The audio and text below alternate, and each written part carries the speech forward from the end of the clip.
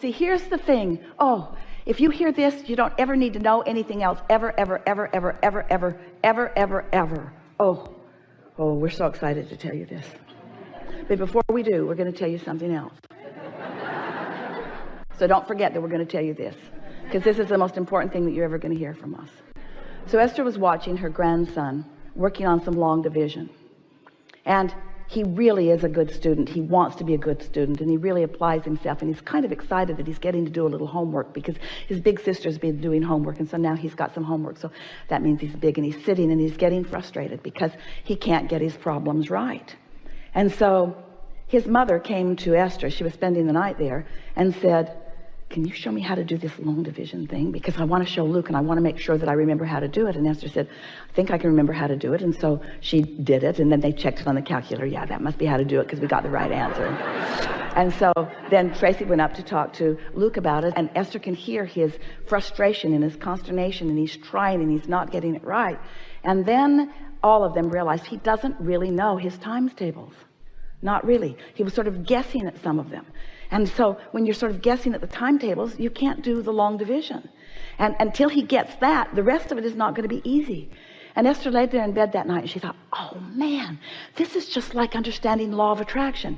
This is just like understanding these few basic things. This is just like understanding that law of attraction is responding to us, and that our emotions are telling us how we feel. This is just like understanding once a thought occurs, once a thought is recognizable and received, a good feeling thought is going to manifest into a good feeling manifestation. It's the law. And a bad feeling thought is going to manifest into a bad feeling experience. It's the law.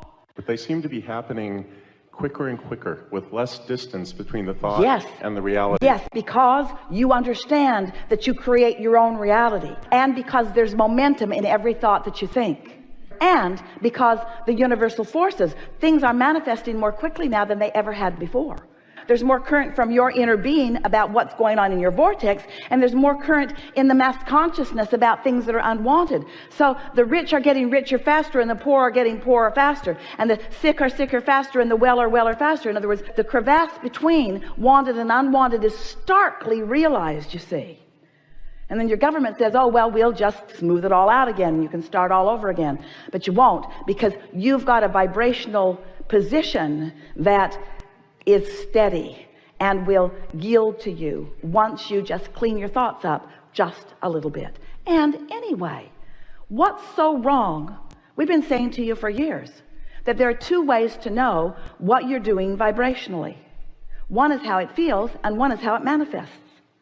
And the feeling is pre-manifestation, and the manifestation is post-manifestation.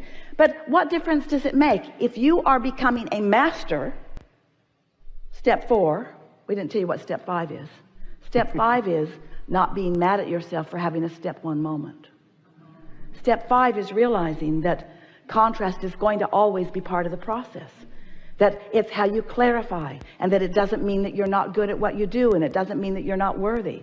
It means that you're clarifying. It means that you're putting more ingredients in. It means that you're making a more robust vortex. It means that you're going to have more desires that are coming out of it later. It means that you have longevity here in this physical experience.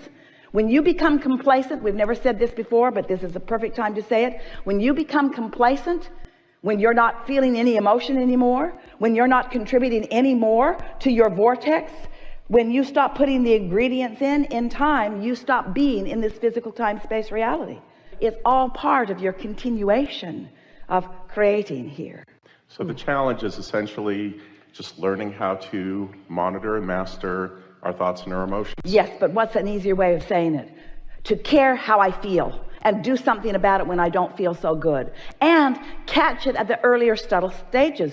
Don't wait until you are livid about something or disappointed beyond measure about something. Catch it in the earlier stages when it's easier to just step back into the receiving mode.